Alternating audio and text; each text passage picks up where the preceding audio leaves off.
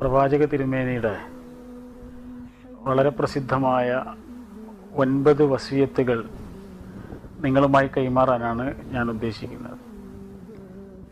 തിരുനബി സല്ലല്ലാഹു അലൈഹി വസല്ലം ഈ വസിയത്തുകളിലൂടെ നമ്മെ പഠിപ്പിക്കുന്നത് യഥാർത്ഥ ഇസ്ലാമിക വ്യക്തിത്വം രൂപീകരിക്കുന്നതിനുള്ള നല്ലൊരു മാർഗദർശനമാണിത്. റസൂലുള്ളാഹി സ്വല്ലല്ലാഹു അലൈഹി വസല്ലമയുടെ വസിയത്തുകൾ എന്ന നിലക്കല്ല, അള്ളാഹുവിൻ്റെ വസിയത്തുകൾ എന്ന നിലക്കാണ് ഇത് പഠിപ്പിക്കുന്നത്.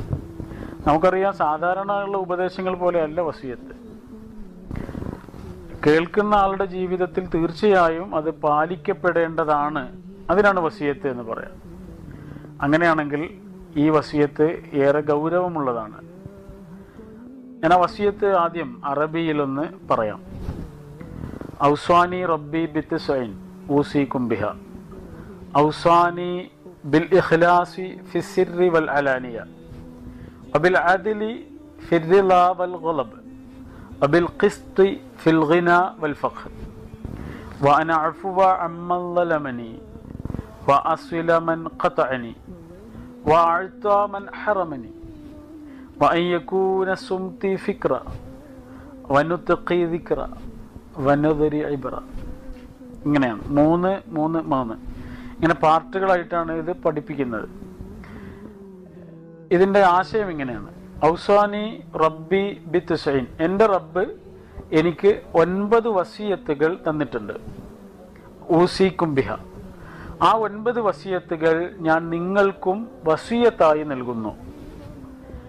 1. ഔസാനി ബിൽ ഇഖ്ലാസി ഫിസ്സിർരി വൽ അലാനിയ, എൻ്റെ രഹസ്യ ജീവിതത്തിലും പരസ്യ ജീവിതത്തിലും ഞാൻ ഇഖ്ലാസ് ഉള്ളവനായിരിക്കണം. തെറ്റുകളില്ലാതെ, കുറ്റങ്ങളില്ലാതെ, ദുർവിചാരങ്ങളില്ലാതെ ജീവിക്കണം. വബിൽ ഖിസ്ത് ഫിൽ ഗിനാ വൽ ഫഖർ, ധാരാളം പൈസയുള്ള സമയത്തും പൈസ കുറവുള്ള സമയത്തും മിതമായ ജീവിതം, ഒരു ശരാശരി ജീവിതമാണ് ഞാൻ നയിക്കേണ്ടത്. വബിൽ അദ്ലി ഫിർറിളാ വൽ ഗളബ്, എനിക്കൊരാളോട് ദേഷ്യമുണ്ട് എന്ന കാരണം കൊണ്ട്, പകയുണ്ട് എന്ന കാരണം കൊണ്ട് അയാളോട് ഒരു കാരണവശാലും അനീതി കാണിക്കാൻ പാടില്ല. ഇഷ്ടമുള്ളവർക്ക് കൂടുതലും അനിഷ്ടമുള്ളവരോട് കുറച്ചുമായിട്ട് കിട്ടേണ്ട നീതി ഒരാൾക്കും തടയാൻ പാടില്ല. ഇതാണ് 3. അടുത്ത 3 നമ്മുടെ മറ്റുള്ളവരോടുള്ള സ്വഭാവം, പെരുമാറ്റം എന്നിവയുമായി ബന്ധപ്പെട്ട 3 വസിയത്തുകളാണ്. 1. വഅൻ അഫ്വ അമ്മൻ ളലമനി, എന്നെ ആക്രമിച്ചവർക്ക് ഞാൻ മാപ്പ് കൊടുക്കണം. എന്നെ കരയിപ്പിച്ചവർക്ക് ഞാൻ മാപ്പ് കൊടുക്കണം. അടുത്തത് വഅസ്വില മൻ ഖതഅനി, എന്നോട് പിണങ്ങി നിൽക്കുന്ന ആളുകളുണ്ട്, എന്നോടുള്ള ബന്ധം വിച്ഛേദിച്ച ആളുകളുണ്ട്, അവരോട് ഞാൻ ബന്ധം ചേർക്കണം. എന്നോട് പിണങ്ങി നിൽക്കുന്നവരോട് ഞാൻ അങ്ങോട്ട് പോയിട്ട് ബന്ധം തുടരണം. അടുത്തത് വഅഅത മൻ ഹറമനി, എനിക്ക് കിട്ടേണ്ട ഒരു സംഗതി തടഞ്ഞു വെച്ച ആളുണ്ടെങ്കിൽ അയാൾക്ക് കിട്ടേണ്ട ഒരു സംഗതി ഞാൻ തടഞ്ഞു വെക്കാൻ പാടില്ല എന്ന്. ഇതാണ് 2nd പാർട്ട്. ഇനി അവസാനത്തേത് നമ്മുടെ വളരെ സ്വകാര്യമായ ജീവിതവുമായി ബന്ധപ്പെട്ട 3 വസിയത്തുകളാണ്. 1. വഅൻ യകൂന സുംതി ഫിക്ര, ഞാനൊന്ന് മിണ്ടാതെ ഇരിക്കുമ്പോൾ പോലും എൻ്റെ ഓർമ്മയിൽ നിറയെ അള്ളാഹുവിനെ കുറിച്ചുള്ള ഓർമ്മയാണ് ഉണ്ടാകേണ്ടത്. അള്ളാഹു എന്ന വിചാരമാണ് മൗനത്തിൽ പോലും നമ്മുടെ ഉള്ളിൽ ഉണ്ടാകേണ്ടത്. മറ്റൊന്ന് വനുത്ഖി ദിക്ര, നാവിൻ്റെ ഓരോ ചലനത്തിലും അള്ളാഹുവെ പറ്റിയുള്ള ഓർമ്മയുണ്ടായിരിക്കണം. അവസാനത്തേത് വനദരി ഇബ്ര, ഒരു നോട്ടത്തിൽ പോലും ഗുണപാഠങ്ങൾ കൈവരിക്കണം. ഇങ്ങനെയാണ് വസിയത്തുകൾ അവസാനിക്കുന്നത്. ഇതിലാദ്യം പറഞ്ഞത് വളരെ പ്രധാനപ്പെട്ട ഒരു കാര്യമാണ്. അത് വിശദീകരിക്കാനേ നമ്മുടെ മുന്നിൽ സമയമുള്ളൂ. 1. ഔസാനി റബ്ബി ബിൽ ഇഖ്ലാസി ഫിസ്സിർരി വൽ അലാനിയ, എൻ്റെ സ്വകാര്യ ജീവിതത്തിൽ, എൻ്റെ പരസ്യ ജീവിതത്തിലും ഞാൻ ഇഖ്ലാസ് ഉള്ളവനായിരിക്കണം. കളങ്കങ്ങളോ കറയോ വന്നു വീഴാത്ത പരിശുദ്ധ ജീവിതമായിരിക്കണം.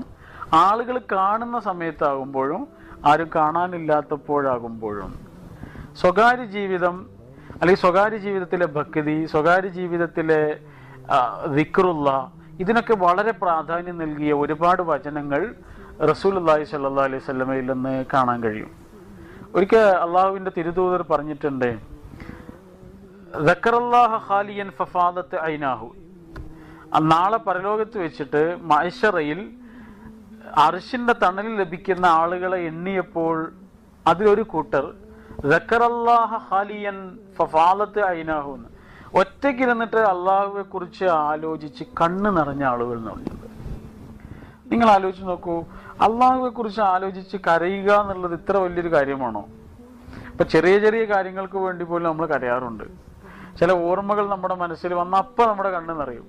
ചില ആളുകളെ കുറിച്ച് പറഞ്ഞാൽ അപ്പം നമ്മുടെ കണ്ണ് നിറയും. അങ്ങനെയാണെങ്കിൽ അള്ളാഹുവെ കുറിച്ച് പറയപ്പെട്ടപ്പോൾ അല്ലെങ്കിൽ അള്ളാഹുവെ കുറിച്ച് ഓർത്തപ്പോൾ നമ്മുടെ കണ്ണ് ഒന്ന് നിറഞ്ഞിട്ടുണ്ടെങ്കിൽ അയാൾ സ്വർഗത്തിലാണ് റസൂലുള്ളാഹി പറഞ്ഞത്. പശുവിന്റെ അകിട്ടിൽ നിന്ന് കറന്നെടുത്ത പാല് വീണ്ടും പശുവിന്റെ അകിട്ടിലേക്ക് തന്നെ പ്രവേശിപ്പിക്കാൻ കഴിയൂല. ചിലപ്പോൾ അതിന് കഴിഞ്ഞേക്കാം. എന്നാലും അള്ളാഹുവെ കുറിച്ച് ആലോചിച്ച് ഒറ്റയ്ക്കിരുന്ന് കരഞ്ഞ ഒരാള് അയാൾ നരകത്തിൽ പോകില്ലാന്ന്, നരകത്തിലേക്ക് പ്രവേശിക്കില്ലാന്ന് റസൂലുള്ളാഹി സ്വല്ലല്ലാഹു അലൈഹി വസല്ലം തീർത്ത് പറഞ്ഞിട്ടുണ്ട്. അത്രയും പ്രാധാന്യം ആ വിഷയത്തിന് വന്നത് എന്തുകൊണ്ടായിരിക്കും? എപ്പോഴാണ് അള്ളാഹുവെ കുറിച്ചുള്ള ഓർമ്മ കൊണ്ട് കണ്ണ് നിറയുക? അള്ളാഹു മനസ്സിൽ നിറയുമ്പോഴാണ്, അല്ലെങ്കിൽ അള്ളാഹുവെ നമ്മൾ മനസ്സിലാക്കുമ്പോഴാണ്, അള്ളാഹുവെ പറ്റിയുള്ള ഈമാൻ സ്വാധീനിക്കേണ്ടതുപോലെ സ്വാധീനിക്കുമ്പോഴാണ്. എന്താണ് യഥാർത്ഥത്തിൽ ഈമാൻ? നമ്മൾ പറയും വിശ്വാസം എന്ന് പറയും. അത് വിശ്വാസമൊന്നുമല്ല. ഈമാൻ എന്ന് പറഞ്ഞത് ഉറപ്പാണ്. നമ്മുടെ മനസ്സിനുള്ള ബോധ്യപ്പെടലാണ് ഈമാൻ. അങ്ങനെ ബോധ്യപ്പെടാത്തിടത്തോളം കാലം, അങ്ങനെ ഒരു ഉറപ്പ് നമ്മുടെ മനസ്സിന് കൈവരാത്തിടത്തോളം കാലം യഥാർത്ഥത്തിലുള്ളത് ഈമാൻ അല്ലത്. ഇപ്പൊ നിങ്ങൾ നോക്കൂ, നിങ്ങളുടെ മകനോട് നിങ്ങളൊരു കാര്യം ചെയ്യരുത് എന്ന് പറഞ്ഞിട്ടുണ്ട്. നിങ്ങൾ കണ്ടു നിൽക്കെ അവൻ ആ കാര്യം ചെയ്താൽ അതിന്റെ അർത്ഥം എന്താണ്? അവന് നിങ്ങൾക്ക് ഒരു ചെറിയ വില പോലും തന്നില്ല എന്നാണ്.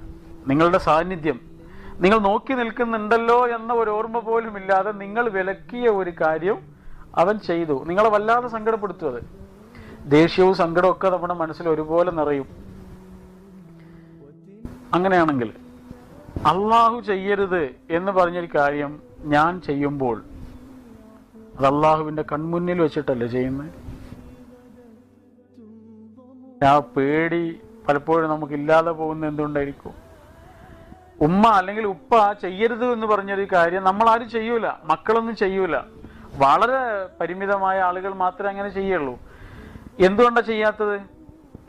ഉമ്മ അല്ലെങ്കിൽ ഉപ്പ അരികിലുണ്ട് എന്ന് നമുക്ക് ഉറപ്പാണ്. പക്ഷേ അള്ളാഹു നമ്മുടെ അരികിലുണ്ട് എന്നുള്ളതോ അത് വിശ്വാസമാണ്, അത് ഉറപ്പായിട്ടില്ല.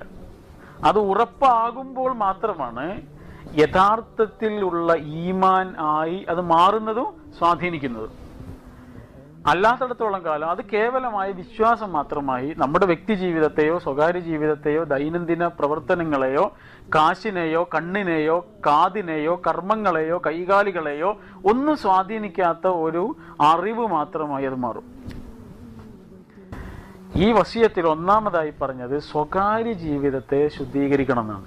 ആരും കാണാനില്ലാത്തപ്പോഴും ആരും അഭിനന്ദിക്കാനില്ലാത്തപ്പോഴും ആരും അറിയാനില്ലാത്തപ്പോഴും ഞാനും എൻ്റെ അള്ളാഹുവും തമ്മിലുള്ള ഇടപാട് ഓരോ സെക്കൻഡിലും നടന്നുകൊണ്ടിരിക്കുന്നുണ്ട്. ആ ഓർമ്മയിൽ നിന്ന് മാറിപ്പോകാൻ ഒരു നിമിഷം പോലും എന്നെ കൊണ്ട് കഴിയൂല. അങ്ങനെയാണെങ്കിൽ ആ പേടി എൻ്റെ മനസ്സിൽ ഓരോ നിമിഷവും തുടർന്നു കൊണ്ടിരിക്കണമെന്ന്. അതാണ് ഇഖ്ലാസ്. ഉമ്മയെ കുട്ടിക്ക് പേടിയായിരിക്കും, പക്ഷെ വല്ലതും കണ്ട് പേടിച്ചാൽ കുട്ടി ഓടി വരുന്നത് ഉമ്മയുടെ അടുത്തേക്കായിരിക്കും, അല്ലേ? അങ്ങനെയാണ് അള്ളാഹുവിനെ നമുക്ക് പേടിയാണ്. എന്നാൽ മറ്റെല്ലാ തരത്തിലുള്ള പേടികളിൽ നിന്നും നമുക്ക് രക്ഷ നൽകുന്ന അഭയകേന്ദ്രവുമാണ് അള്ളാഹു. അങ്ങനെ ഒരു അഭയമായി ആശ്വാസമായി അള്ളാഹുവിനെ അനുഭവിക്കാൻ കഴിയണം. അതിനെന്താണ് നിലനിൽക്കേണ്ടത്? അത് നിലനിർത്തുന്നത് എങ്ങനെയാണ്? ദിക്റുള്ള എന്ന ചരട് കൊണ്ടാണ്. അള്ളാഹുവോടുള്ള ബന്ധം നിലനിൽക്കുന്നത് അള്ളാഹുവിനെ കുറിച്ചുള്ള ഓർമ്മ എന്ന നൂൽ ബന്ധം കൊണ്ടാണ്. മഹാനായ ഇമാം ഇബ്നു തൈമിയ്യ റഹ്മത്തുള്ളാഹിയുടെ ഒരു വചനമുണ്ട്, അദ്ദിക്റു ലിൽ ഖൽബി കൽമാഇ ലിസ്സമക്. അള്ളാഹുവിനെ കുറിച്ചുള്ള ഓർമ്മ ഒരാൾക്ക് എത്രയാണ് ആവശ്യം? കൽമാഇ ലിസ്സമക്. മത്സ്യത്തിന് വെള്ളം എത്രയാണോ ആവശ്യം അത്രയും ആവശ്യമുണ്ട്. അപ്പൊ അള്ളാഹുവെ കുറിച്ചുള്ള ഓർമ്മയാണ് സ്വകാര്യ ജീവിതത്തെയും പരസ്യ ജീവിതത്തെയും നന്നാക്കിക്കൊണ്ടിരിക്കുന്നത്. നമ്മൾ അങ്ങാടിയിൽ നിന്നൊക്കെ നല്ല കിടക്ക വാങ്ങാറുണ്ട്. കിടക്ക വാങ്ങിയിട്ട് കുറച്ചു കാലം അത് ഉപയോഗിക്കുമ്പോൾ വളരെ സുഖമായിരിക്കും. എന്നാൽ കുറെ അത് ഉപയോഗിച്ചതിന് ശേഷം കേടുപറ്റിയാൽ അത് റിപ്പയർ ചെയ്യുന്നതിന് വേണ്ടി അതൊന്ന് തുറന്നു നോക്കൂ, നമ്മളാകെ ഞെട്ടിപ്പോവും. അതിലെ ഉള്ളിൽ ആകെ കട്ടിയുള്ള കടലാസുകളും കയറുകളും ചകിരിയും ഒക്കെ കുത്തി നിറച്ച് അതിൻ്റെ എല്ലാത്തിൻ്റെയും മുകളിൽ മനോഹരമായ സ്പോഞ്ച് വിതറിയിട്ടുണ്ടാവും അല്ലെ? ഇതുപോലെയാണ് മനുഷ്യരിൽ അധികം ആളുകളുണ്ട്. പുറത്ത് വളരെ കളർഫുള്ളാണ്, വർണ്ണാഭമാണ്. എന്നാൽ അതേ ആളെക്കുറിച്ച് നമ്മൾ കൂടുതൽ അറിയും തോറും അയാളുടെ സാമ്പത്തിക ജീവിതം, അയാളുടെ കുടുംബത്തിലുള്ള പെരുമാറ്റം, ഭാര്യയോടുള്ള പെരുമാറ്റം, ഉമ്മയോട് ഉപ്പയോട്, ഇതൊരു സ്വകാര്യമായ ജീവിതമാണ്. എന്നാൽ നാട്ടുകാരൊന്നും കാണാനില്ലാത്തൊരു ജീവിതം അതെനിക്കുണ്ട്, നമുക്ക് എല്ലാവർക്കും ഉണ്ട്. അവിടെ നമ്മൾ ഏറ്റവും നല്ല ഒരവസ്ഥയിലായിരിക്കണമെന്ന്. അതിന് സ്വയം വിചാരണയാണ് ആവശ്യം. ഓരോ ബന്ധവും നന്നാക്കിയെടുക്കാനുള്ള വിചാരണ നമ്മിൽ നിന്നുണ്ടാവണം. ഏറ്റവും അധികം നമ്മൾ ബന്ധപ്പെടേണ്ട അള്ളാഹുവോടുള്ള ബന്ധം എങ്ങനെയാണ് എന്നതിലും വിചാരണ ഉണ്ടാവണം. മഹാനായ ഉമർ റളിയല്ലാഹു അൻഹുവിന്റെ ചരിത്രത്തിൽ പറയുന്ന ഒരു സംഭവമുണ്ട്. അദ്ദേഹവും അനസ് റളിയല്ലാഹു അൻഹുവും ഒരു വഴിയിലൂടെ ഇങ്ങനെ ഒപ്പം നടന്നു പോവാണ്. ഒരേ വേഗതയിൽ നടന്നു പോവാ. അങ്ങനെ നടന്നു പോകുന്നതിനിടയിൽ കുറച്ച് അപ്പുറത്തൊരു മതിൽ കാണുന്നുണ്ട്. ഉമർ റളിയല്ലാഹു അൻഹു വേഗം പോയിട്ട് ആ മതിലിന്റെ അപ്പുറത്തെത്തി. അനസ് റളിയല്ലാഹു അൻഹുവിന് എന്താണ് കാര്യം എന്ന് മനസ്സിലായില്ല. അദ്ദേഹം പതുക്കെ നടന്ന് ആ മതിലിന്റെ സമീപത്തെത്തിയപ്പോൾ ഒരു സംസാരം കേൾക്കുന്നുണ്ട്. സംസാരം ഉമറിനോടാണ്. സാധാരണ സംസാരമല്ല, ഉമറിനോട് ചോദ്യങ്ങൾ ചോദിക്കാണ്. ആ ചോദ്യം അദ്ദേഹം കാതോർത്ത് കേട്ടു. ചോദ്യങ്ങൾ ഇങ്ങനെയാണ്: മാദാ തഖൂലു ലിറബ്ബിക ഗദൻ ഇദാ അതൈതഹു യാ ഉമർ. നാളെ നിന്റെ റബ്ബിനെ നീ കണ്ടുമുട്ടുമ്പോ എന്താണ് ഉമറെ നിനക്ക് നിന്റെ റബ്ബിനോട് പറയാനുള്ളത്? കുൻത ദാല്ലൻ ഫഹദാകല്ലാഹ്. ഏറ്റവും വഴികെട്ട് ജീവിച്ച ഒരാളായിരുന്നു നീ. അവിടെ നിന്ന് നിന്നെ ഹിദായത്തിലേക്ക് കൊണ്ടുവന്നത് നിന്റെ റബ്ബാണ്. ആ റബ്ബിനെ നീ കണ്ടുമുട്ടുമ്പോ എന്താണ് നിനക്ക് നിന്റെ റബ്ബിനോട് പറയാനുള്ളത് എന്ന്. ഏറ്റവും നിന്ദ്യമായ ഒരവസ്ഥയിൽ നിന്ന് നിന്നെ ഹിദായത്തിലേക്ക് ഉയർത്തിക്കൊണ്ടുവന്നവനാണ് നിന്റെ റബ്ബ്. ആ റബ്ബിനോട് എന്ത് പറയാനുണ്ട്? ഇതാരാണ് ചോദിക്കുന്നത്? ഉമർ. ആരോട്? ഉമറിനോട് തന്നെ. ആ ധീരനായ സത്യവിശ്വാസിയുടെ ജീവിതം ഇങ്ങനെ പരിശോധിച്ച് നോക്കുമ്പോൾ സ്വകാര്യ ജീവിതത്തെ ഇത്രയും അള്ളാഹുവെ കുറിച്ചുള്ള ഭയം കൊണ്ട് കഴുകി വൃത്തിയാക്കുവാൻ ശ്രദ്ധിച്ച മറ്റൊരു സത്യവിശ്വാസിയുടെ ചരിത്രം വളരെ അപൂർവമായിരിക്കും. പരസ്യ ജീവിതത്തിൽ നിന്ന് നമ്മൾ ഉമറിനെ കണ്ടാൽ ഇതാണോ ഉമർ എന്ന് ചോദിക്കുമത്രേ, ആ ശൗര്യവും പൗരുഷവും ഒക്കെ കണ്ടാൽ. പക്ഷെ അതേ ഉമർ സ്വകാര്യ ജീവിതത്തിൽ എത്തുമ്പോൾ ഒരു കൊച്ചു കുഞ്ഞിനെ പോലെ കരയുന്ന ആളായിരുന്നു. അള്ളാഹുവിന്റെ മുമ്പിൽ എത്തുമ്പോൾ ഒരു ചെറിയ കുട്ടിയെ പോലെ വിതുമ്പി പാപങ്ങൾ ഏറ്റുപറഞ്ഞ് പരിഹരിക്കാൻ, പോരായ്മകൾ ഏറ്റുപറഞ്ഞ് അതിന് പരിഹാരം കാണുവാൻ കരഞ്ഞുകൊണ്ട് അള്ളാഹുവിനോട് പ്രാർത്ഥിക്കുന്ന ഒരു കൊച്ചു കുഞ്ഞിനെ പോലെയായിരുന്നു. നിങ്ങൾ നോക്കൂ, ഭരണത്തിന്റെ ഭാരമാണ്. പലതരത്തിലുള്ള തിരക്കുകളുടെ നടുവിൽ ഒഴിഞ്ഞു കിട്ടുന്ന കുറച്ച് സെക്കൻഡിൽ അദ്ദേഹം വിചാരണ ചെയ്യുന്നത് സ്വന്തത്തെയാണ്. ഇപ്പൊ എനിക്ക് ഈ ലോകത്ത് ഏറ്റവും നല്ല പരിചയമുള്ളത് എന്നെയാണ്. നിങ്ങൾക്ക് ഈ ലോകത്ത് ഏറ്റവും നല്ല പരിചയമുള്ളത് നിങ്ങളെയാണ്. അപ്പൊ നമുക്ക് ഏറ്റവും വേഗത്തിൽ നന്നാക്കാൻ കഴിയുന്നത് നമ്മളായിരിക്കും. കാരണം നമ്മുടെ വീക്ക്നെസ്സുകൾ എന്താണെന്ന് ആരെക്കാളധികം നമുക്കറിയാം എന്നതുകൊണ്ട്. അപ്പൊ എനിക്ക് എന്നെ നന്നാക്കാൻ കഴിയുന്നു, നിങ്ങൾക്ക് നിങ്ങളെ നന്നാക്കാൻ കഴിയുന്നു. കൂടുതൽ നമ്മുടെ സ്വകാര്യ ജീവിതത്തെ നന്നാക്കാൻ കഴിയുന്നു, നമ്മുടെ ഉള്ളിനെ നന്നാക്കാൻ കഴിയുന്നു. അതിനുള്ള ഒരു മാർഗദർശനമാണ് യഥാർത്ഥത്തിൽ വിശുദ്ധ ഖുർആനിലൂടെയും തിരുചര്യകളിലൂടെയും നമുക്ക് പകർന്നു കിട്ടുന്നത്. നമ്മുടെ മനസ്സിന്റെ ഉള്ളിൽ നന്നാകണം, നമ്മുടെ മൊബൈലിന്റെ ഉള്ളിൽ നന്നാകണം, നമ്മുടെ ലാപ്ടോപ്പിന്റെയും കമ്പ്യൂട്ടറിന്റെയും ഉള്ളിൽ നന്നാകണം, നമ്മുടെ വീടിന്റെ ഉള്ളിൽ നന്നാകണം. ഇങ്ങനെ അകം, മറ്റൊരാൾ കാണാനോ അറിയാനോ ഇല്ലാത്ത നമ്മുടെ അകം, നമ്മുടെ ഉള്ളിൽ നന്നാക്കണം. ഇന്നല്ലാഹ ലാ യൻദുറു ഇലാ അജ്സാമിക്കും വലാ ഇലാ സുവരിക്കും. അള്ളാഹു നോക്കുന്നത്, നിരീക്ഷിക്കുന്നത് നിങ്ങളുടെ രൂപഭംഗിയിലേക്കോ ശരീര സൗന്ദര്യത്തിലേക്കോ അല്ല, മറിച്ച് വലാക്കി യൻദുറുല്ലാഹു ഇലാ ഖുലൂബിക്കും വഅഅമാലിക്കും. അള്ളാഹു നോക്കുന്നത്, അള്ളാഹു നിരീക്ഷിക്കുന്നത് നിങ്ങളുടെ ഖൽബുകളിലേക്കും അമലുകളിലേക്കുമാണ് എന്ന് റസൂലുള്ളാഹി സ്വല്ലല്ലാഹു അലൈഹി വസല്ലം പറയുന്നുണ്ട്. ഇങ്ങനെ അവനവനെ കുറിച്ച് ഏറ്റവും നന്നായി അറിയുന്ന വിഷയങ്ങളിൽ നമ്മൾ ഏറ്റവും അധികം ശ്രദ്ധിക്കണമെന്ന്, ചെറിയ പാപങ്ങളിൽ നിന്ന് അകന്നു നിൽക്കാൻ റസൂലുള്ളാഹി നിരവധി തവണ പറയുന്നുണ്ട്.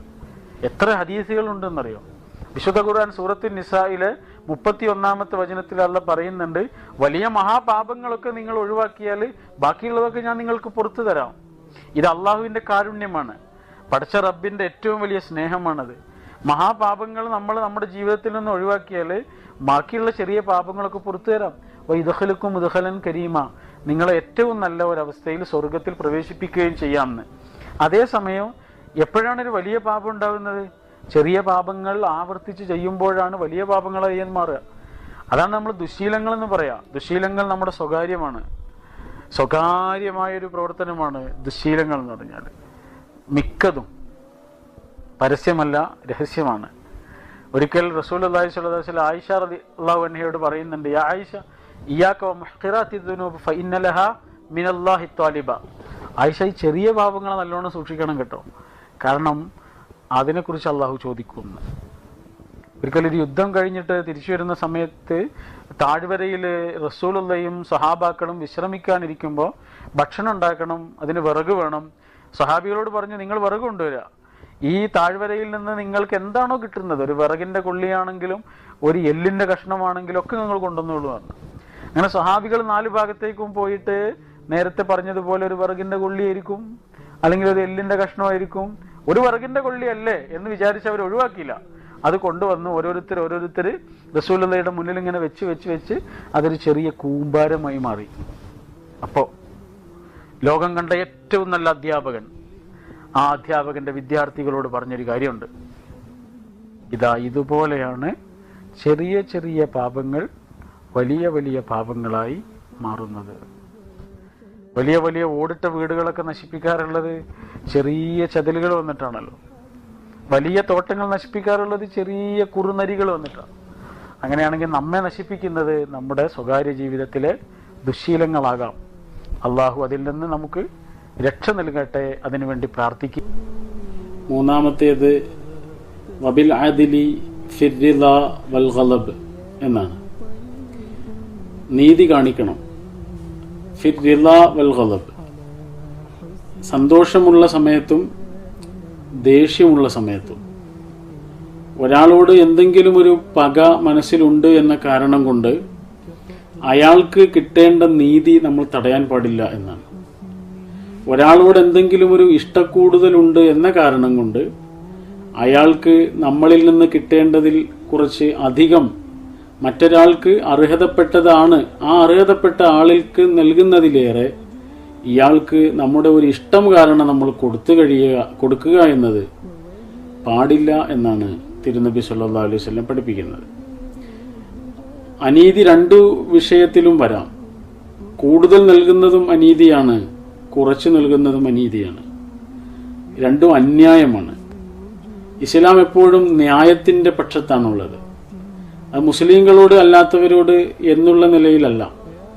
ഇസ്ലാമിന്റെ ഖിലാഫത്ത് നിലനിന്ന കാലത്ത് പോലും ഭരണാധികാരിയായിരുന്ന ആൾക്ക് എതിരെ പോലും ഇസ്ലാമിന്റെ കോടതി വിധിച്ച ചരിത്രം നമുക്ക് കാണാൻ കഴിയും.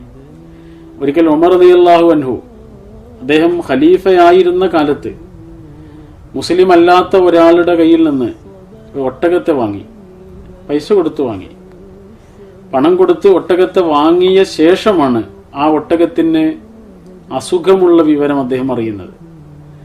അസുഖ വിവരം അറിയുന്നതോടുകൂടി അദ്ദേഹം കോടതിയിലേക്ക് എത്തുകയാണ്, കേസ് കൊടുത്തു അദ്ദേഹം.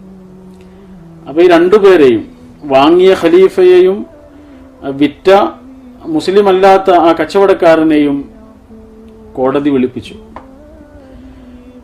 ഖലീഫയ്ക്ക് അദ്ദേഹത്തിന്റെ വാദം അവിടെ സ്ഥാപിക്കുവാൻ കഴിഞ്ഞില്ല. ആ കച്ചവടക്കാരൻ പറയുന്നത്, ഞാൻ അദ്ദേഹത്തിന് നൽകുമ്പോൾ സംതൃപ്തിയോടുകൂടിയാണ് അദ്ദേഹം ഒട്ടകത്തെ വാങ്ങിയത്. അപ്പോൾ അദ്ദേഹം ഒരു കേടോ കുഴപ്പമോ ആ ഒട്ടകത്തിനുണ്ട് എന്ന് പറഞ്ഞിട്ടില്ല. അതുകൊണ്ട് ഞാൻ നിരപരാധിയാണ്, എന്റെ കയ്യിലുള്ളപ്പോൾ ഒട്ടകത്തിനൊരു കുഴപ്പവുമില്ല എന്ന് അദ്ദേഹം സ്ഥാപിച്ചു. മാത്രമല്ല, കോടതിയുടെ വിധി വന്നത് ഖലീഫയ്ക്കെതിരെയായിരുന്നു. അവിടെ അവസാനിക്കുന്നില്ല ആ ചരിത്രം. ഇസ്ലാമിന്റെ കോടതിയിൽ ഇസ്ലാമിന്റെ ഖലീഫയ്ക്കെതിരെ ഒരു വിധി വന്നു എന്ന് മാത്രമല്ല, ആ വിധി അനുകൂലമായത് മുസ്ലിം അല്ലാത്ത മറ്റൊരാൾക്കാണ്. കഴുത്തിൽ കടന്ന കുരിശുമാല പൊട്ടിച്ച് വലിച്ചെറിഞ്ഞ് അയാൾ ഇസ്ലാമിലേക്ക് കടന്നു വന്നു എന്നാണ് ചരിത്രം. അതാണ് ഇസ്ലാമിന്റെ നീതിയുടെ പക്ഷം, സത്യത്തിന്റെ പക്ഷത്താണ്, നിഷ്പക്ഷമല്ല. പലപ്പോഴും നിഷ്പക്ഷമാണ് പലപ്പോഴും സ്തുതിക്കപ്പെടാറുള്ളത്. ഇസ്ലാം നിഷ്പക്ഷമല്ല, സത്യത്തിന്റെ പക്ഷത്താണ്. സത്യവും അസത്യവും തമ്മിലാണ് കലഹമെങ്കിൽ അവിടെ നിഷ്പക്ഷമല്ല, സത്യത്തിന്റെ പക്ഷത്താണ്. ന്യായവും അന്യായവും തമ്മിലാണ് കലഹമെങ്കിൽ ഇസ്ലാം അവിടെ നിഷ്പക്ഷമല്ല, ന്യായത്തിന്റെ പക്ഷത്താണ്. സാധുക്കളുടെ മതമാണ്. പാവങ്ങളാണ് ഇസ്ലാമിലേക്ക് ആദ്യമായി കടന്നു വന്നത്. നീതിരാഹിത്യത്തിന്റെ എല്ലാ തരത്തിലുള്ള പ്രശ്നങ്ങളും പ്രതിസന്ധികളും അനുഭവിച്ചൊരു സമൂഹമായിരുന്നു അവർ. കയ്യൂക്കുള്ളവൻ കാര്യക്കാരായിരുന്ന സമൂഹം. ഉള്ളവൻ കൂടുതൽ ഉള്ളവനായി തീരുകയും ഇല്ലാത്തവൻ കൂടുതൽ ഇല്ലാത്തവനായി തന്നെ ഇരിക്കുകയും ചെയ്യുന്നൊരു സമൂഹം. പലതരത്തിലുള്ള കുലമഹിമകളുടെയും കുടുംബ പോരിന്റെയും കാരണം കൊണ്ട് കലഹിച്ചിരുന്നൊരു സമൂഹം. അവിടെയാണ് നീതിയുടെ ഒരു പക്ഷം, അവകാശങ്ങളെ നേടിത്തരുന്ന ഒരു പക്ഷം ഉണ്ട് എന്ന് തിരിച്ചറിയുന്നതോടുകൂടി ഇസ്ലാമിന്റെ വെള്ളി വെളിച്ചത്തിലേക്ക് അവർ കടന്നു വരുന്നത്. ആദ്യമായി ഇസ്ലാമിലേക്ക് കടന്നു വന്നവരുടെയൊക്കെ ചരിത്രം അതാണ്, പാവങ്ങളായിരുന്നു. അതുകൊണ്ട് തന്നെ അവർ പടുത്തുയർത്തിയ ഒരു മതത്തിന്റെ യശസ് എല്ലാ തരത്തിലും ശക്തമാവുകയും ചെയ്തു. മരുഭൂമിയിലൂടെ നെഞ്ചിൽ കല്ല് കയറ്റിവെച്ച് ആഞ്ഞു വലിക്കപ്പെട്ടപ്പോഴും ഉയർത്താവുന്നത്ര ഉച്ചത്തിൽ അല്ലാഹു അഹദ് എന്ന് ആവർത്തിച്ചു പറഞ്ഞ പാവം ബിലാൽ ഇബ്നു റവാഹ് റളിയല്ലാഹു അൻഹുവിന്റെ മതമാണിത്. മർമ്മസ്ഥാനങ്ങളിൽ മുഴുവനും കുന്തമുനകൾ കൊണ്ട് കുത്തി നോവിച്ചപ്പോഴും ലാ ഇലാഹ ഇല്ലല്ലയിൽ നിന്ന് പിന്മാറുകയില്ല എന്ന് ആവർത്തിച്ചു പറഞ്ഞ പാവം സുമയ്യ റളിയല്ലാഹു അൻഹയുടെ മതമാണിത്. കുരിശിൽ ശരീരം മുഴുവനും ആണിത്തറക്കപ്പെട്ട് ചോരയിൽ കുളിച്ചു കിടക്കുമ്പോഴും പരിഹസിച്ച് ചിരിക്കുന്ന ശത്രുക്കളുടെ മുഖത്ത് നോക്കിയിട്ട് ലസ്തു ഉബാലി ഹീന ഉഖ്തലു മുസ്ലിമൻ അലാ അയ്യി ജംബിൻ കാന ലില്ലാഹി മസ്റഇ എന്ന് പാട്ടുപാടിയ പാവം ഖബ്ബാബ് ബിൻ അറത്ത് റളിയല്ലാഹു അൻഹുവിന്റെ മതമാണിത്. എല്ലാവരും അടിമകളായിരുന്നു. എത്യോപ്യയിൽ നിന്ന് അറേബ്യയിലേക്ക് കയറ്റുമതി ചെയ്ത മുന്തിരിക്കുല പോലെ ചുരുണ്ട മുടിയും തുടുത്ത ചുണ്ടുകളും കുഴിഞ്ഞ കണ്ണും കറുത്ത കാരിരുമ്പിന്റെ ശരീരവുമുള്ള ബിലാൽ റളിയല്ലാഹു അൻഹുവായി മാറി. ഇസ്ലാമിന്റെ വെളിച്ചത്തിലേക്ക് കടന്നു വന്നതോടുകൂടി നീതി ലഭിക്കുകയാണ്. ഖുറൈശിയായ ചുവന്ന തുടുത്ത നിറമുള്ള അബൂബക്കർ റളിയല്ലാഹു അൻഹു ബിലാൽ റളിയല്ലാഹു അൻഹുവിനെ ചേർത്ത് പിടിച്ചുകൊണ്ട് പറയുന്നുണ്ട്, ബിലാൽ, നിങ്ങൾ എന്റെ സഹോദരനാണ്. എല്ലാ തരത്തിലുള്ള വർണ്ണവൈവിധ്യങ്ങളുടെയും മാറാലകൾ പിച്ചു ചീന്തിയിട്ട് ബിലാൽ റളിയല്ലാഹു അൻഹുവിനെ ചേർത്ത് പിടിച്ചുകൊണ്ട് അബൂബക്കർ റളിയല്ലാഹു അൻഹു പറയുകയാണ്, നിങ്ങൾ എന്റെ സഹോദരനാണ്. ബിലാൽ റളിയല്ലാഹു അൻഹുവിനെ ഒരിക്കലൊരു സഹാബി എന്തോ ഒരു ദേഷ്യം വന്ന സമയത്ത് കറുത്ത പെണ്ണിന്റെ മകനെ എന്ന് വിളിച്ചു. കറുത്ത പെണ്ണിന്റെ മകനെ. ഇത് സ്നേഹത്തിന്റെ തിരുദൂതർ സ്വല്ലല്ലാഹു അലൈഹി വസല്ലം കേട്ടു. റസൂലുള്ളാഹി പറഞ്ഞു, നിങ്ങൾ കുറച്ചുകൂടി ജാഹിലിയത്ത് ഉണ്ടല്ലേ, കുറച്ചുകൂടി ജാഹിലിയത്ത് ബാക്കിയുണ്ടല്ലേ എന്ന്. ജാഹിലിയത്തിന്റെ സ്വഭാവമാണത്. മനുഷ്യനെ അളക്കേണ്ടതും വിലയിരുത്തേണ്ടതും സ്നേഹിക്കേണ്ടതും വർണ്ണത്തിന്റെ അല്ലെങ്കിൽ കുടുംബത്തിന്റെ ഗോത്രത്തിന്റെ പേരിലല്ല. മനുഷ്യന്റെ മഹത്വം മനസ്സിന്റെ മഹത്വമാണ്, ആദർശത്തിന്റെ മഹത്വമാണ് എന്ന് ഇസ്ലാം പഠിപ്പിച്ചു. ഇങ്ങനെ നീതി ലഭിക്കാതെ പോകുമായിരുന്നൊരു സമൂഹത്തെ അടിമകൾ എന്ന് വിളിക്കപ്പെട്ട് എല്ലാ തരത്തിലും ചവിട്ടി മതിക്കപ്പെട്ടൊരു സമൂഹത്തെ ഇസ്ലാം ഉയർത്തിക്കൊണ്ടുവന്നു. ഒരു ചെറിയ തിന്മയുടെ പോലും പ്രായശ്ചിത്തമായി അടിമമോചനം കൽപ്പിച്ചു. ചെറിയൊരു തിന്മയാവാം, പക്ഷെ ആ തിന്മയ്ക്കുള്ള പ്രായശ്ചിത്തമായി ഒരു അടിമയെ മോചിപ്പിച്ചാൽ മതി എന്ന് പറയും. ഇസ്ലാം അടിമ സമ്പ്രദായത്തെ പ്രോത്സാഹിപ്പിക്കുകയാണ് ചെയ്തതെങ്കിൽ ഇസ്ലാം തഴച്ചു വളർന്ന നാടുകളിൽ അടിമ സമ്പ്രദായവും തഴച്ചു വളരണമായിരുന്നു. പക്ഷെ അങ്ങനെ ഉണ്ടായിട്ടില്ല എന്ന് മാത്രമല്ല, അത് കുറ്റിയറ്റു പോവുകയാണ് ചെയ്തത്. അടിമ സമ്പ്രദായമേ ഇല്ലാതെയായി. കാരണം അടിമകൾ എന്ന വംശത്തെ അള്ളാഹു വിശുദ്ധ ഖുർആന്റെ വചനങ്ങളിലൂടെ ഉയർത്തിക്കൊണ്ടുവരികയാണ് ചെയ്തത്. മനുഷ്യന്റെ മഹത്വം, വലഖദ് കറമിനാ ബനി ആദം, ആദമിന്റെ മകനായി ആരൊക്കെ ജനിച്ചിട്ടുണ്ടോ ഈ ഭൂമിയിൽ അവരെയൊക്കെ സാക്ഷാൽ ദൈവം അള്ളാഹു ആദരിച്ചിരിക്കുന്നു. അള്ളാഹുവിന്റെ ആദരം കിട്ടിയവനാ മനുഷ്യൻ. മുസ്ലിങ്ങളെ മാത്രം ആദരിച്ചിരിക്കുന്നു എന്നല്ല, അള്ളാഹുവിന്റെ ആദർശങ്ങളെ ധിക്കരിച്ചുകൊണ്ട് ജീവിക്കുന്ന ഒരാളെപ്പോലും അള്ളാഹു ആദരിച്ചിട്ടുണ്ട്. അപ്പൊ അള്ളാഹു ആദരിച്ചവരെ നമ്മളും ആദരിക്കണമെന്ന്. മനുഷ്യന്റെ വിലയെ കാണുകയും പരിഗണിക്കുകയും ചെയ്യുമ്പോഴാണ് ഒരാൾക്കൊരു നല്ല മുഅ്മിനാകാൻ കഴിയുന്നത്. ഇതാണ് ഒരു ഭാഗം. സമൂഹത്തിലെ അടിത്തട്ടിലായിപ്പോയ മനുഷ്യരെ ഉയർത്തിക്കൊണ്ടുവരിക എന്നുള്ള ഉത്തരവാദിത്വം ഒരു മുഅ്മിനിനുണ്ട്.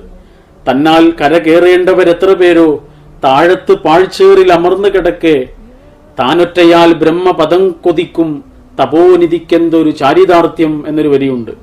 തന്നാൽ കരകയറേണ്ട എത്ര പേരോ താഴത്ത് പാഴ്ചേറിലാണ് കിടക്കുന്നത്. അവരെ ഉയർത്തിക്കൊണ്ടുവരാതെ താനൊറ്റയിൽ ബ്രഹ്മപദം കൊതിക്കും തപോനിധിക്കെന്തൊരു ചാരിതാർത്ഥ്യം. അതല്ല ദീന്. ദീന് നമ്മുടെ കൂടെ മറ്റുള്ളവരെ കൂടി സ്വർഗത്തിന്റെ വഴിയിലേക്ക് കൊണ്ടുവരല. അത് അടിച്ചമർത്തപ്പെട്ടവരുണ്ട്, ആട്ടിയകറ്റപ്പെട്ടവരുണ്ട്, നാവറുക്കപ്പെട്ടവരുണ്ട്. നാവറുക്കപ്പെട്ടവന്റെ നാവാണ് മതം, ആട്ടിയകറ്റപ്പെട്ടവന്റെ അഭയമാണ് മതം. ലാറ്റിൻ അമേരിക്കൻ വിപ്ലവകാരിയായിരുന്ന കെൻ സരോവിവ തൂക്കുമരത്തിലേക്ക് നടന്നെടുക്കുമ്പോൾ അദ്ദേഹം ഉറക്കെ വിളിച്ചു പറഞ്ഞത് വിശുദ്ധ ഖുർആൻ 42-ാം അധ്യായം സൂറത്ത് ശൂറയിലെ 41-ാം വചനമാണ്. വലമനിൻതസറ ബഅദ ദുൽമിഹി ഫഉലൈക മാ അലൈഹിം മിൻ സബീൽ.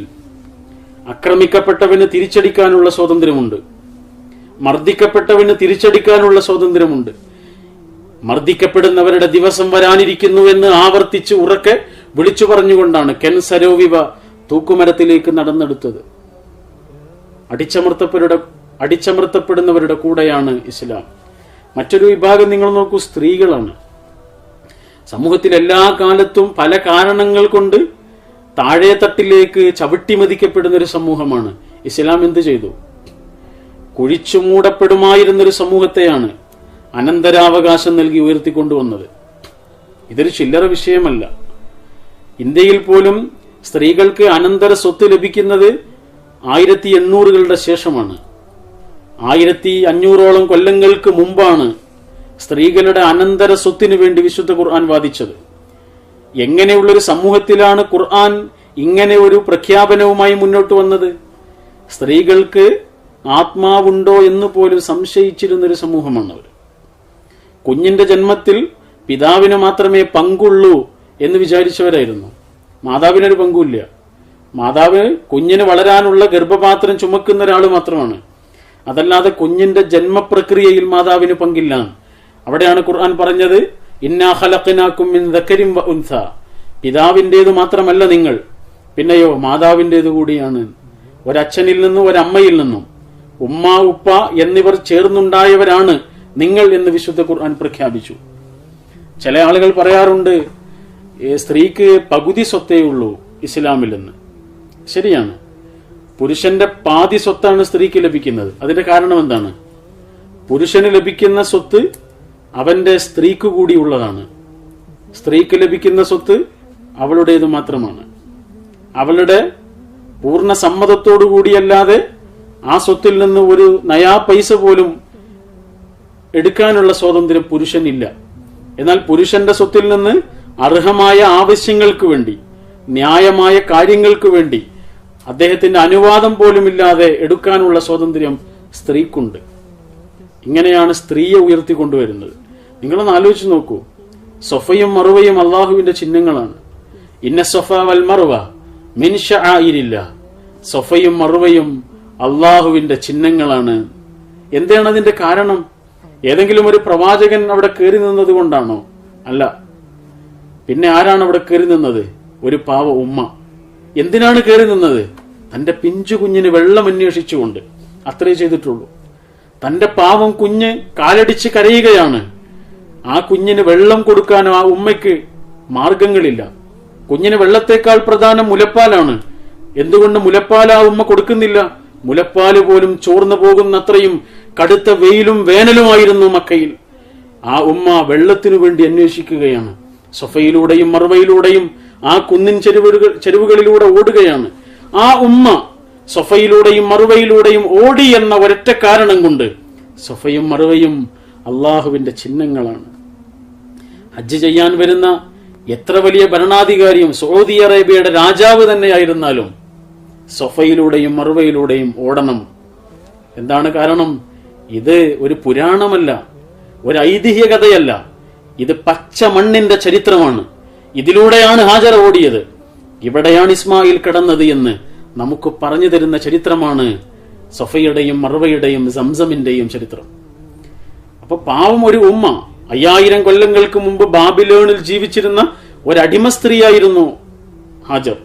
അവർക്ക് സ്വന്തമായൊരു പേരുപോലുമില്ല എന്നൊരു ചർച്ചയുണ്ട്. ഹാജർ എന്ന് പറഞ്ഞാൽ ഹിജറ വന്നവൾ എന്നാണ്, ബൈബിളിൽ ആഗാർ എന്നാണ് കാണുന്നത്. ബാബിലോണിൽ നിന്ന് മക്കയിലേക്ക് ഹിജറ വന്നു, അതുകൊണ്ട് ഹാജറ എന്ന പേര് കിട്ടി എന്നൊരു ചർച്ചയുണ്ട്. ഹദീസുകൾ പരിശോധിച്ചാൽ മിക്ക ഹദീസുകളിലും അവരെ കുറിച്ച് റസൂലുള്ള പ്രയോഗിച്ചത് ഉമ്മു ഇസ്മായിൽ എന്നാണ്. ഇസ്മായിലിന്റെ ഉമ്മ. എന്താ പേര് പറയാത്തത്? അവർക്ക് സ്വന്തമായൊരു പേര് പോലും ഇല്ലായിരുന്നു. അതിന്റെ കാരണം അവരൊരു അടിമയായിരുന്നു എന്നുള്ളതാണ്. അടിമകൾക്ക് സ്വന്തമായി പേരുണ്ടാവില്ല. യജമാനൻ എന്താണോ വിളിക്കുന്നത് അതാണ് അടിമയുടെ പേര്. യജമാനൻ എന്താണോ കൊടുക്കുന്നത് അതാണ് അടിമയുടെ ഭക്ഷണം. യജമാനൻ എന്താണോ സമ്മാനിക്കുന്നത് അതാണ് അടിമയുടെ വസ്ത്രം. അപ്പൊ സ്വന്തമായ അഭിപ്രായമോ സ്വന്തമായ തീരുമാനങ്ങളോ ഇല്ലാതിരുന്നൊരു സ്ത്രീ ആയിരുന്നു ഹാജർ. ആ ഹാജർ ചരിത്രത്തിന്റെ ഇങ്ങേ തലക്കൽ ജീവിക്കുന്ന നമ്മുടെ മനസ്സിലും ആവേശമാണ്, ആദർശത്തിന്റെ ആവേശം. ഹജ്ജ് ചെയ്യുന്ന ലക്ഷോപലക്ഷം വരുന്ന മനുഷ്യരുടെ ഉള്ളിൽ ഹാജറിനെ കുറിച്ചുള്ള ഓർമ്മകളും അവർക്ക് വേണ്ടിയുള്ള പ്രാർത്ഥനയുമുണ്ട്. ആലോചിച്ചു നോക്കൂ, ഒരു പാവം സ്ത്രീയാണ്. എല്ലാ കാലത്തെ മാനദണ്ഡങ്ങൾ എടുത്തു നോക്കിയാലും ഹാജറിന് 3 പോരായ്മകളുണ്ട്, അല്ലേ? ഏതാണത്? ഒന്നവർ അടിമയാണ്, അതൊരു പോരായ്മയാണ്. എല്ലാ കാലത്തെ മനുഷ്യ സമൂഹത്തിന്റെ മാനദണ്ഡങ്ങൾ വെച്ച് നോക്കുമ്പോൾ അതൊരു പോരായ്മയായിട്ടാണ് പരിഗണിക്കുക. മറ്റൊന്ന്, അവർ ഒരു നീഗ്രോ ആണ്, അതും ഒരു പോരായ്മയാണ്. വർണ്ണവിവേചനം ഇന്നും സമൂഹത്തിൽ നിന്ന് തുടച്ചു നീക്കപ്പെട്ടിട്ടില്ല. വർണ്ണത്തിന്റെ പേരിലുള്ള അടങ്ങാത്ത കലി ഇന്നും ബാക്കിയായ സമൂഹങ്ങൾ ജീവിച്ചിരിക്കുന്നുണ്ട്. അങ്ങനെയാണെങ്കിൽ ഹാജർ ആ പോരായ്മകളുള്ള ഒരു നീഗ്രോ ആയിരുന്നു. മൂന്നാമത്തേത്, ഹാജർ ഒരു സ്ത്രീ ആയിരുന്നു. സ്ത്രീകളുടെ പോരായ്മകൾ എങ്ങനെയാണ് സമൂഹം ഇന്ന് നോക്കിക്കാണുന്നത്? അവളെ ഉയർത്തിക്കൊണ്ടുവരുന്നതിൽ സമൂഹം കാണിക്കുന്ന മടിയും അവർ ഉയർന്നു വരുന്നതിനോടുള്ള സമൂഹത്തിന്റെ പകയും എത്രയാണ് എന്ന് ഇന്നും നമ്മൾ കണ്ടുകൊണ്ടിരിക്കുന്നുണ്ട്. എങ്കിൽ ഹാജർ അങ്ങനെയുള്ള സ്ത്രീകളുടെ പ്രതിനിധിയാണ്, നീഗ്രോകളുടെ പ്രതിനിധിയാണ്, അതുപോലെ അടിമകളുടെ പ്രതിനിധിയാണ്. പക്ഷെ ആ ഹാജറിനെയാണ് അള്ളാഹു ഉയർത്തിയത്. ഹാജർ റളിയല്ലാഹു അൻഹ അലൈഹസ്സലാം. ഇങ്ങനെയൊക്കെ അവർക്ക് വേണ്ടിയുള്ള പ്രാർത്ഥനയോടുകൂടിയാണ് ഇന്നും നമ്മൾ അവരെ ഓർക്കുന്നത്. അപ്പൊ സ്ത്രീകളെ ഉയർത്തിക്കൊണ്ടുവരുന്നു. മറ്റൊന്ന്, അടിമകളെ ഉയർത്തിക്കൊണ്ടുവരുന്നു. നീതിരാഹിത്യത്തിന്റെ പ്രയാസങ്ങൾ അനുഭവിക്കുന്ന സമൂഹങ്ങളെ അവകാശങ്ങൾ നൽകിയിട്ടാണ് അള്ളാഹു ഉയർത്തിക്കൊണ്ടുവരുന്നത്. എന്നിട്ട് നമ്മളോട് പറഞ്ഞു, ഫഅദിലു, നിങ്ങൾ നീതി കാണിക്കണം. വഅഖ്റബു ലിത്തഖ്വ, ഭക്തിയുടെ അടുത്തുള്ളതാണ് നീതി. നിങ്ങൾ ഭക്തരാണ് എന്നത് തെളിയിക്കുന്ന കാര്യമാണ് നീതി. ഇങ്ങനെയാണ് നീതിയെക്കുറിച്ച് പറഞ്ഞു തന്നിട്ടുള്ളത്. സ്ത്രീകളുടെ അവകാശങ്ങളെക്കുറിച്ച് പറയുമ്പോൾ അവർക്ക് നൽകിയ സ്വത്ത് വിഹിതം പലപ്പോഴും സ്ത്രീകൾക്ക് പകുതി സ്വത്തല്ല കിട്ടുന്നത്. നിങ്ങൾ നോക്കൂ, ഞാൻ മരിച്ചു കഴിഞ്ഞാൽ എനിക്ക് ആകെ ഒരു പെൺകുട്ടി മാത്രമേ ഉള്ളൂ എങ്കിൽ എന്റെ സ്വത്തിന്റെ പകുതിയും അവൾക്കാണ്. ബാക്കി പകുതിയിൽ നിന്നാണ് എന്റെ ജ്യേഷ്ഠനും അനുജനും അങ്ങനെയുള്ള കുടുംബങ്ങൾക്കൊക്കെ കിട്ടുന്നത്. അപ്പൊ അവിടെ സ്ത്രീക്കാണോ പുരുഷനാണോ കൂടുതൽ കിട്ടിയത്? സ്ത്രീക്കാണ് കിട്ടിയത്. അപ്പൊ എല്ലാ സന്ദർഭങ്ങളിലും സ്ത്രീക്ക് പകുതി സ്വത്ത് എന്നുള്ളതല്ല, സ്ത്രീക്ക് കൂടുതൽ സ്വത്ത് കിട്ടുന്ന സന്ദർഭങ്ങളും ഇസ്ലാമിന്റെ അനന്തര സ്വത്ത് വിഹിത നിർണയത്തിലുണ്ട് എന്നർത്ഥം. അങ്ങനെ സമൂഹത്തിന്റെ എല്ലാ തരത്തിലും അധസ്ഥിതരായി പോയ സമൂഹത്തെയാണ് ഖുർആൻ ഉയർത്തിക്കൊണ്ടുവരുന്നത്. അന്ധരായ മനുഷ്യർ, അടിമകളായ മനുഷ്യർ, അനാഥരായ ആളുകൾ, അബലകളായ സ്ത്രീകൾ, അശരണരായ പാവങ്ങൾ, അവശരായ വൃദ്ധർ, ഇവരെയൊക്കെയാണ് ഖുർആൻ ചൂണ്ടിക്കാണിച്ചു തരുന്നത്. നിസ്കാരം എത്ര പ്രാധാന്യമുള്ളൊരു ഇബാദത്താണ് നിങ്ങൾ ആലോചിച്ച് നോക്കൂ. നിസ്കരിക്കാത്ത ആൾ മുസ്ലിമല്ല, അത്രയും പ്രധാനമായ ഒരു കർമ്മമാണ് നിസ്കാരം. പക്ഷെ ആ നിസ്കാരത്തിന്റെ റക്അത്തുകൾ എങ്ങനെയാണ്? നിസ്കാരം എങ്ങനെയാണ് നിർവഹിക്കേണ്ടത്, എന്തൊക്കെയാണ് നിസ്കാരത്തിൽ ചൊല്ലേണ്ടത് വിശുദ്ധ ഖുർആൻ പറഞ്ഞു തന്നിട്ടില്ല. അത് ഹദീസുകളിൽ വിശദമായി പറഞ്ഞു തന്നിട്ടുണ്ട്. അത്രയും പ്രാധാന്യമുള്ള ഒരു ഇബാദത്ത്. അൽ അഹ്ദുല്ലദീ ബൈനനാ വ ബൈനഹും അസ്സലാ ഫമൻ തറക്കഹാ ഫഖദ് കഫറ. നമ്മളും നമ്മളല്ലാത്തവരും തമ്മിലുള്ള വ്യത്യാസം നിസ്കാരമാണ്. നിസ്കരിക്കാത്ത ആള് നമ്മൾപ്പെട്ടവനല്ല എന്ന് പറഞ്ഞു. എന്നാൽ അത്രയും പ്രധാനമായൊരു ഇബാദത്തിന്റെ വിശദാംശങ്ങൾ ഖുർആൻ പറഞ്ഞു തന്നിട്ടില്ല. അതേസമയം അതേ വിശുദ്ധ ഖുർആൻ അന്ധനായ ഒരു മനുഷ്യന്റെ കാര്യത്തിൽ 12 ആയത്തുകൾ ഇറക്കിയിട്ടുണ്ട്. അന്ധനായൊരു മനുഷ്യന്റെ കാര്യത്തിൽ 12 ആയത്തുകൾ ഇറക്കിയിട്ടുണ്ട്. നമ്മൾ കേട്ടിട്ടുണ്ടാവാം ആ ചരിത്രം. അബ്ദുല്ലാഹിബിൻ ഉമ്മി മക്തൂം റളിയല്ലാഹു അൻഹു, റസൂലിന് വളരെ പ്രിയപ്പെട്ട ഒരു സ്വഹാബിയാണ് അദ്ദേഹം. ഒരിക്കൽ റസൂലിന്റെ അടുത്തേക്ക് വരികയാണ്, സലാം പറഞ്ഞു. റസൂൽ ആ സമയത്ത് ഇസ്ലാമിലേക്ക് കടന്നു വരാൻ സാധ്യത ഉള്ള കുറച്ച് പ്രമുഖരായ പ്രമാണികളായ ആളുകളോട് സംസാരിച്ചുകൊണ്ടിരിക്കുകയാണ്. അപ്പൊ അന്ധനായ അബ്ദുല്ലാഹിബിൻ ഉമ്മി മക്തൂം റളിയല്ലാഹു അൻഹു ആ സദസ്സിലേക്ക് വന്നു, സലാം പറഞ്ഞു. റസൂലുള്ള അദ്ദേഹത്തെ പരിഗണിക്കേണ്ടതുപോലെ പരിഗണിച്ചില്ല എന്ന് നമ്മളല്ല പറയുന്നത്, അള്ളാഹുവാണ്. നമ്മളങ്ങനെ പറയുന്നില്ല, നമ്മളങ്ങനെ പറയാൻ പാടുമില്ല. അത് അള്ളാഹുവിന്റെ അവകാശമാണ്. അള്ളാഹ് പറയുന്നു വേണ്ടതുപോലെ പരിഗണിച്ചിട്ടില്ല എന്ന്.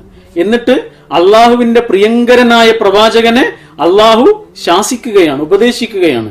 ആർക്കു വേണ്ടി? ഒരന്ധനായ പാവം മനുഷ്യന് വേണ്ടി. അതല്ല അതിൽ പ്രത്യേകത. പിന്നെയോ, തന്നെ റസൂൽ പരിഗണിച്ചിട്ടില്ല എന്ന കാര്യം അബ്ദുല്ലാഹിബിൻ ഉമ്മി മക്തൂം അറിഞ്ഞിട്ടില്ല. ഇനി അറിഞ്ഞാലോ അത് അദ്ദേഹത്തിന് ഒരു വിഷമമാകാനും സാധ്യതയില്ല. കാരണം എന്താ? ഇങ്ങനെയുള്ള മനുഷ്യർ എപ്പോഴും ആട്ടിയകറ്റപ്പെടുന്നവരാണ്. അവർക്കതൊരു പുതുമയുള്ള കാര്യമൊന്നുമല്ല. തഴയപ്പെടുക എന്നത് അവർക്കൊരു പുതുമയുള്ള കാര്യമല്ല. അബ്ദുല്ലാഹിബിൻ ഉമ്മി മക്തൂമിന് കണ്ണില്ല. അദ്ദേഹം റസൂൽ തന്നെ അവഗണിച്ചു എന്ന കാര്യം അറിഞ്ഞിട്ടില്ല, കണ്ടിട്ടില്ല, ഒന്നും അദ്ദേഹത്തിന് മനസ്സിലായിട്ടില്ല. പക്ഷെ ലോകാവസാനം വരെ നിലനിൽക്കുന്ന മനുഷ്യർ, ആ പാവം മനുഷ്യന്റെ കഥ കേൾക്കണം എന്ന് അള്ളാഹു തീരുമാനിച്ചു. വിശുദ്ധ ഖുർആനിൽ അല്ലെ, ഒരു അധ്യായത്തിന്റെ പേര് തന്നെ നീ മുഖം തിരിച്ചു എന്ന് പറഞ്ഞുകൊണ്ടാണ്. അബസ വതവല്ല അൻജാഅഉൽ അഅമ. ഒരു അന്ധനായ മനുഷ്യൻ നിന്റെ അടുത്തേക്ക് വന്നപ്പോൾ നീ മുഖം തിരിച്ചില്ലേ എന്ന് പ്രവാചക തിരുമേനിയോട് ശാസിച്ചുകൊണ്ട് അള്ളാഹു വചനങ്ങൾ ഇറക്കി. നിങ്ങളൊന്ന് ആലോചിച്ച് നോക്കൂ. അന്ധനായൊരു മനുഷ്യന്റെ അവകാശത്തിന് വേണ്ടി വിശുദ്ധ ഖുർആൻ പോരാടുന്നു. അള്ളാഹുവിന്റെ ഏറ്റവും പ്രിയങ്കരനായ പ്രവാചകൻ, ഈ ലോകത്തേക്ക് അള്ളാഹു സൃഷ്ടിച്ചതിൽ വെച്ച് ഏറ്റവും ഉന്നതനായ സൃഷ്ടിയാണ് അള്ളാഹുവിന്റെ റസൂൽ സല്ലല്ലാഹു അലൈഹി വസല്ലം. ആ റസൂലിനെ അള്ളാഹു ശാസിച്ചു. ആർക്കു വേണ്ടി? ഒരു പാവം അന്ധനു വേണ്ടി. അന്ധനായ മനുഷ്യനെ, അനാഥയായ മനുഷ്യനെ, അഗതിയായ മനുഷ്യനെ, അശരണനായ മനുഷ്യനെ, അവശനായ മനുഷ്യനെ, അബലയായ സ്ത്രീയെ, ഇവരെയൊക്കെ ഇസ്ലാം ചൂണ്ടിക്കാണിക്കുന്നു. ഇവരുടെയൊക്കെ മതമാണ് ഇത് എന്ന് പഠിപ്പിക്കുന്നു. അപ്പൊ അള്ളാഹുവിന്റെ ഗുണമാണ് അതില് നീതി. അള്ളാഹുവിന്റെ ചില ഗുണങ്ങൾ നമ്മൾ അനുകരിക്കാൻ പാടില്ല. എന്നാൽ അള്ളാഹുവിന്റെ ചില ഗുണങ്ങൾ നമ്മൾ അനുകരിച്ചേ പറ്റൂ. അതിലൊരു ഗുണമാണ് അതില് നീതി. അള്ളാഹു നമ്മോട് നീതി കാണിക്കാൻ പറയുന്നു, നീതിയുടെ പക്ഷത്ത് നിൽക്കാൻ പറയുന്നു, മർദ്ദകരുടെ കൂടെ നിൽക്കാൻ പറയുന്നു. മർദ്ദിക്കപ്പെടുന്നത് മണ്ണാകാം, മനുഷ്യനാകാം, ജീവജാലങ്ങളാകാം, പരിസ്ഥിതിയാകാം, ചുറ്റുമുള്ള എന്തുമാകാം. ആരായിരുന്നാലും എന്തായിരുന്നാലും അവരുടെ കൂടെയാണ് മതമുള്ളത് എന്നർത്ഥം. ഇനി നമ്മുടെയൊക്കെ സ്വകാര്യ ജീവിതത്തിലേക്കൊന്ന് വന്നു നോക്കൂ. നീതിയുടെ വിശാലമായ ഭാഗങ്ങളുണ്ട് അവിടെ. നല്ലോണം പഠിക്കുന്നൊരു കുട്ടിയും പഠിക്കാത്ത കുട്ടിയും ഒരേ വീട്ടിൽ തന്നെ ഉണ്ടാവും. പഠിക്കുന്ന കുട്ടിയോട് ഉപ്പയ്ക്കും ഉമ്മയ്ക്കും കൂടുതലൊരു സ്നേഹം, പഠിക്കാത്ത കുട്ടിയോട് സ്നേഹത്തിൽ കുറച്ച് കുറവ്. ഇത് ഇസ്ലാമികമായൊരു നിലപാടല്ല. നിങ്ങൾ നോക്കൂ, വൈകുന്നേരം ആയാലും കുട്ടികൾ രണ്ടും വായിക്കാനിരിക്കുന്നുണ്ടാവും. അപ്പൊ ഉമ്മ വന്നിട്ട് ഈ പഠിക്കാത്ത കുട്ടിയെ ശാസിക്കുന്നു, ഉപദ്രവിക്കുന്നു. ജ്യേഷ്ഠനെ കണ്ട് പഠിക്കാൻ പറയുന്നു. അവനൊരുപാട് സമ്മാനം വാങ്ങിക്കൊണ്ടുവന്ന് നീ കണ്ടിട്ടില്ലേ? അവനെ മാഷന്മാർക്കൊക്കെ ഇഷ്ടല്ലേ? അവന് എല്ലാ അംഗീകാരവും കിട്ടുന്നില്ലേ? അവനൊരുപാട് മാർക്ക് കിട്ടുന്നില്ലേ?